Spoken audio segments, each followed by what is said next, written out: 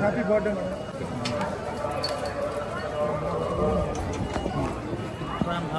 Madam. వెనకాల night చాలా రోజుల తర్వాత అందరినీ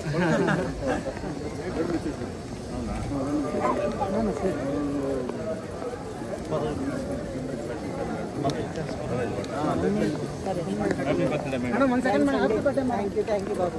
photo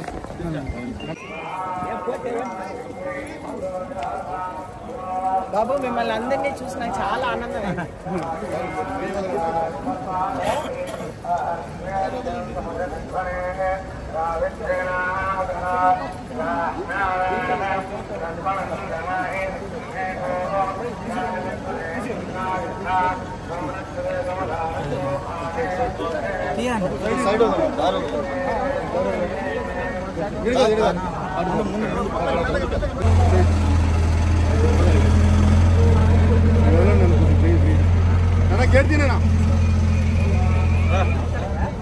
madam photo Samrat. Okay okay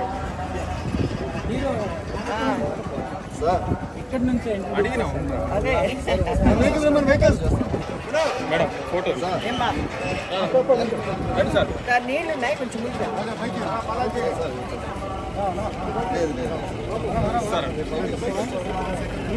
నేను మళ్ళీ కింద లక్ష్మీ ఈరోజు జన్మదిన సందర్భంగా నేను స్వామివారిని దర్శించుకోవడానికి వచ్చాను. నేను ప్రతి బర్త్డేకి నా జన్మదిన సందర్భంగా నేను స్వామివారిని దర్శించుకోవడానికి వస్తూ ఉంటాను. ఆ స్వామి మన ఆంధ్ర ప్రజలకి అలాగే ఆంధ్ర ప్రజలకి రాజధాని ఇవ్వాలని, ఆంధ్ర ప్రజలు సుఖంగా ఉండాలని, ఆంధ్ర ప్రజలు రైతులందరూ కూడా సుఖశాంతులతోటి ఆనందంగా ఉండాలని నేను మనస్ఫూర్తిగా కోరుకుంటున్నాను. ఈరోజు ఆ స్వామి కరుణ వల్ల, ఆ స్వామి ఇచ్చినటువంటి సౌభాగ్యం నాకు ఈరోజు ఆయన దర్శన భాగ్యం నాకు కలిగింది. కాబట్టి ఇక్కడ ఉన్నటువంటి ప్రజలందరికీ కూడా నేను ఆయన ఆశీర్వాదం, నేను తెలుగు బిడ్డగా తెలుగువారి ఆశీర్వాదం కోసం నేను ఈరోజు ఇక్కడ ఉన్నాను. కాబట్టి మీ అందరికీ కూడా నేను ధన్యవాదాలు తెలియజేస్తాను. రాబోయే ఎన్నికల్లో మీ ప్రణాళికలు ఎలా ఉండబోతున్నాయి? పోటీ చేయబోతున్నారా? ప్రచారాలకి పరిమితంగా పోతున్నారు? అంటే నేను ప్రస్తుతానికి భారతీయ జనతా పార్టీలో ఉన్నాను, బీజేపీలో ఉన్నాను నేను. అయితే శీర్ష నేతృత్వంలో ఉన్నటువంటి వారందరికీ కూడా తెలుసు అంటే నేను ఆంధ్రుల బిడ్డనని. కాబట్టి నాకైతే ఇక్కడి నుంచి నాకు అవకాశం వస్తే తప్పకుండా నేను ప్రజలకు సేవ చేయాలి అనేది నా మనసు. అలాగే నా జీవితకాలం కూడా నేను పనిచేయాలనేది, ప్రజలకి అభివృద్ధిలోకి తీసుకురావాలనేది నా కోరిక. నాకు టికెట్ ఇక్కడ లేకపోతే కనుక ఆ పైన ఉన్నటువంటి శీర్ష నేతాగణ్ వాళ్ళు ఉన్నటువంటి ఆలోచన ఇంతకంటే మంచిదే కావచ్చు. కాబట్టి నేను నా యొక్క జయప్రదగా నేను నిర్ణయం తీసుకోలేను ఇటువంటిది. కాబట్టి వాళ్ళ మీదే వదిలేస్తున్నాను. మోదీ గారు కానీ అలాగే మనకు ఉన్నటువంటి నడ్డా గారు కానీ అలాగే హెచ్ఎం కానీ అందరూ కూడా వాళ్ళు నన్ను ఒక కుటుంబంగా చూస్తారు. కాబట్టి వాళ్ళు ఏం చేసినా కూడా నా మంచి కోసమే చేస్తారు. బీజేపీకి సంబంధించి రాష్ట్రంలో స్టార్ క్యాంపెయినింగ్ ఏమైనా చేసే అవకాశం? అది నేను నిర్ణయించలేను కదా, అక్కడి నుంచి లిస్ట్ వస్తుంది. మీ వైపు నుంచి ఆ ప్రయత్నం ఏమైనా జరుగుతుంది? అంటే పోటీ చేయాలన్నట్టు కోరికనే ఉన్న మీ అగ్రనాయకత్వం?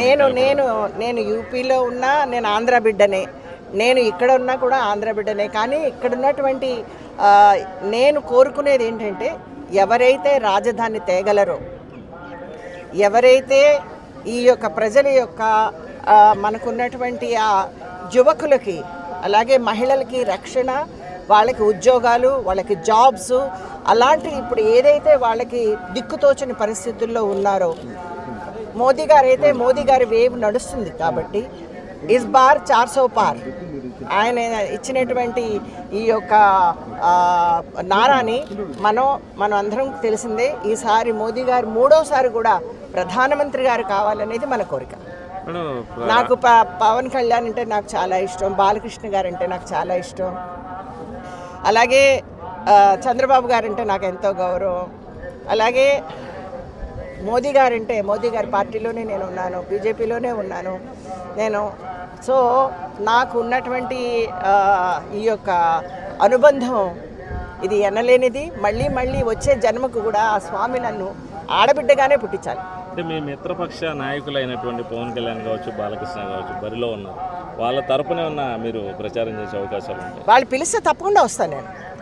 అంటే వాళ్ళు ఇప్పుడు నేను పిలవని పేరెంటానికి రాలేను. సో నన్ను వేరే స్టేట్స్ కూడా పంపుతున్నారు.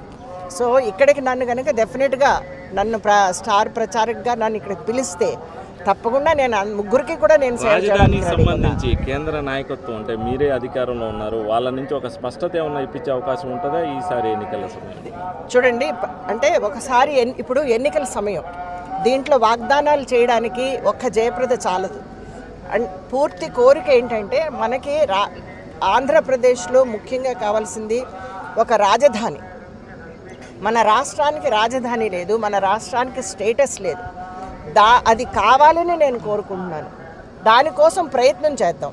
ముందు మన ప్రజలు వాళ్ళు ధైర్యంగా మాకు ఇది కావాలి అని ముందుకొచ్చి ఏ ప్రభుత్వం అయితే మన ప్రాబ్లమ్స్ని సాల్వ్ చేయగలదో ఆ ప్రభుత్వాన్ని ఎన్నుకోమని మన